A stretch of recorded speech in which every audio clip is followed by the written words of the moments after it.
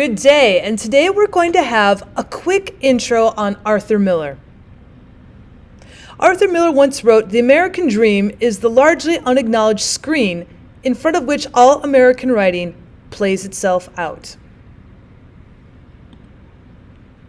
Some of Arthur Miller's accomplishments include him being a great American playwright, a novelist, and a screenwriter. He is considered one of the 20th century's three great American dramatists, included with such likes as Tennessee Williams and Eugene O'Neill.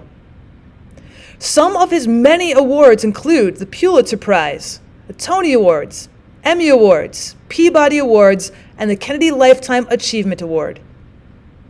And Miller's work often questions death and betrayal and injustice, and how we are to account for this little life of ours. When we look at his background, we look at his death dates and birth dates and where he's from, such as his name, Arthur Asher Miller, and when he was born in New York City in 1915. He died in Roxbury, Connecticut at the age of 90 in 2005. He worked a series of odd jobs during the Great Depression in order to make ends meet and to pay for college. And by 1938, he graduated from the University of Michigan and began writing plays while there in school. Arthur Miller also worked in the Brooklyn Navy Yard and wrote radio scripts during World War II while struggling to create his own plays and novels. Now, Arthur Miller's first successful play, The Man Who Had All the Luck, hit Broadway in 1944. He soon established himself as an eminent playwright with All My Sons in 1947. And his most celebrated play, Death of a Salesman in 1949, won Miller the Pulitzer Prize for Drama. This was shortly followed by The Crucible in 1953, for which he won a Tony Award.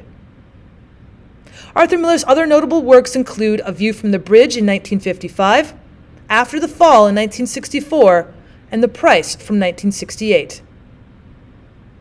Now, he also has adapted The Death of a Salesman and The Crucible to film in 1985 and 1995, respectively. Arthur Miller is also famous for being a public person, as he married Marilyn Monroe in 1956 as his second wife. Now, this was a tumultuous marriage, and they both divorced in 1961. Now, he was faced at the time with high media scrutiny for marrying the country's most beautiful woman at the time, Marilyn Monroe herself being quite the actress and American performer. Arthur Miller would marry again in 1962 to Inga Morath, with whom he remained until her death in 2002.